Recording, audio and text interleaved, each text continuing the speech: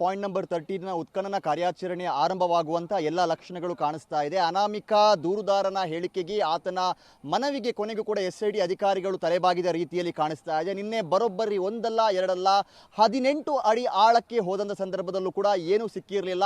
ಈ ಬಳಿಕ ಎಲ್ಲರಲ್ಲೂ ಇದ್ದಂಥ ಒಂದು ಅಭಿಪ್ರಾಯ ಏನು ಅಂದರೆ ಇನ್ನು ಮುಂದೆ ಕಾರ್ಯಾಚರಣೆ ನಡೆಯೋದಿಲ್ಲ. ಎಸ್ಐಟಿ ಇಷ್ಟು ದೊಡ್ಡ ಸಾಹಸವನ್ನೇ ಈ ಒಂದು ಪ್ರಕರಣದಲ್ಲಿ ಮಾಡಿದೆ, ಅಲ್ಲೇ ಏನು ಸಿಕ್ಕಿಲ್ಲ, ಮುಂದಕ್ಕೆ ಇಲ್ಲಿ ಅಂದರೆ ಪ್ರಮುಖವಾಗಿ ಪಾಯಿಂಟ್ ನಂಬರ್ 13ರಲ್ಲಿ ಯಾವುದೇ ರೀತಿಯ ಕಾರ್ಯಾಚರಣೆ ನಡೆಯೋದಿಲ್ವೇನೋ ಅನ್ನುವಂಥ ಒಂದು ಅನುಮಾನ ಇತ್ತು. ಆದರೆ ಎಸ್ಐಟಿ ಈಗ ಮತ್ತೆ ಅದೇ ಪಾಯಿಂಟ್ ನಂಬರ್ 13ರ ಸುತ್ತಮುತ್ತ ಕಾರ್ಯಾಚರಣೆ ಮಾಡೋದಕ್ಕೆ ಬೇಕಾದಂಥ ಎಲ್ಲ ತಯಾರಿಗಳನ್ನು ಮಾಡಿಕೊಳ್ತಾ ಇದೆ. ಈಗಾಗಲೇ ನೀವು ದೃಶ್ಯದಲ್ಲಿ ಗಮನಿಸಬಹುದು, ನಿನ್ನೆ ಇದೇ ಜಾಗದಲ್ಲಿ ಒಂದು ಐತಿಹಾಸಿಕ ಕಾರ್ಯಾಚರಣೆ ಅಂತ ಹೇಳ್ಬೋದು. ಯಾಕಂದರೆ ಉಳಿದೆಲ್ಲ ಜಾಗಕ್ಕೆ ಕಂಪೇರ್ ಮಾಡಿದ ಸಂದರ್ಭ ಇಲ್ಲಿ ಬಹಳ ಆಳಕ್ಕೆ ಮತ್ತು ಬಹಳ ಅಗಲಕ್ಕೆ ಈ ಸಮಾಧಿ ಹೋಗಿತ್ತು. ಸರಿಸುಮಾರು 18 ಅಡಿ ಆಳ, 22 ಅಡಿ ಅಗಲಕ್ಕೆ ಹೋಗಿತ್ತು ಕಾರ್ಯಾಚರಣೆ.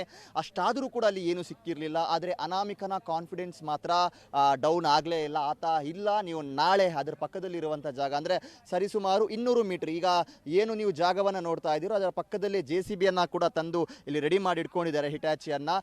ಇವತ್ತಿನ ಕಾರ್ಯಾಚರಣೆಗೆ ಸಂಬಂಧಪಟ್ಟ ಹಾಗೆ ಇದರ ಪಕ್ಕದಲ್ಲಿರುವಂಥ ಈ ಜಾಗದಲ್ಲೂ ಕೂಡ ಇವತ್ತು ಕಾರ್ಯಾಚರಣೆ ನಡೆಯುವಂಥ ಸಾಧ್ಯತೆ ಇದೆ. ನಿನ್ನೆಯಷ್ಟೇ ಅವರು ಆಳಕ್ಕೆ ಹೋಗುವಂಥ ಸಾಧ್ಯತೆ ಇದೆ. ಇನ್ ಕೇಸಲ್ಲಿ ಏನೂ ಇಲ್ಲ ಅಂದರೆ ಆತ ಮತ್ತೆ ಅದರ ಪಕ್ಕದ ಜಾಗದಲ್ಲಿ ಸಮಾಧಿ ಅಗೀರಿ ಅಂತ ಹೇಳಿದರೆ ಅಲ್ಲೂ ಕೂಡ SIT ಅವರು ಅಗಿಬೋದೇನೋ. ಒಟ್ಟಾರೆ ಇವತ್ತಿನ ಕಾರ್ಯಾಚರಣೆಗೋಸ್ಕರ ಎಲ್ಲ ರೀತಿಯ ತಯಾರಿಗಳನ್ನು ಮಾಡ್ಕೊಳ್ತಾ ಇದ್ದಾರೆ. ಪ್ರಮುಖವಾಗಿ ಅಧಿಕಾರಿಗಳಿಗೆ ಬೇಕಾದಂಥ ವ್ಯವಸ್ಥೆಗಳನ್ನು ಇಲ್ಲಿ ಗಮನಿಸ್ಬೋದು. ಒಂದು ಟೆಂಟ್ ಮಾದರಿಯಲ್ಲಿ ಈಗಾಗಲೇ ರೆಡಿ ಮಾಡಿದ್ದಾರೆ.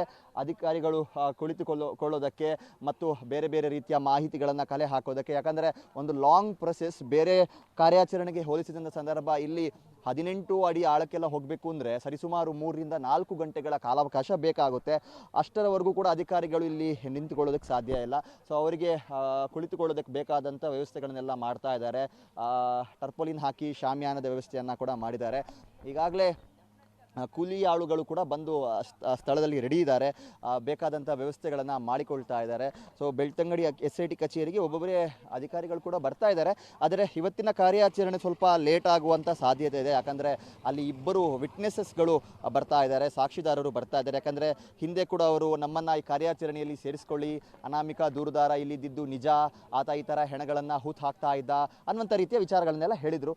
ಹಾಗಾಗಿ ಅವರ ಒಂದು ಆಗಮನಕ್ಕೂ ಕೂಡ ಕ್ಷಣಗಣನೆ ಆರಂಭವಾಗಿದೆ. ಮತ್ತು ಇವತ್ತಿನ ಕಾರ್ಯಾಚರಣೆ ಅಂದರೆ ಅನಾಮಿಕ ದೂರುದಾರ ಸಾಕಷ್ಟು ವಿಶ್ವಾಸವನ್ನು ವ್ಯಕ್ತಪಡಿಸಿದ್ದಾನೆ. ಇಲ್ಲಿ ಖಂಡಿತ ಇದೆ, ಇಲ್ಲಿ ಒಂದಲ್ಲ ಎರಡಲ್ಲ ಸಾಕಷ್ಟು ಮೃತದೇಹಗಳನ್ನು ನಾನು ಹೂತು ಹಾಕಿದ್ದೀನಿ, ನಂಗೆ ಇನ್ನೊಂದು ಅವಕಾಶವನ್ನು ಕೊಡಿ ಅನ್ನುವಂಥ ರೀತಿಯಲ್ಲಿ ಬೇಡಿಕೊಂಡಿದ್ದಾನೆ ನಿನ್ನೆ. ಸೊ ಅದಕ್ಕೆ ಅಸ್ತು ಹೊಂದಿರುವಂಥ SIT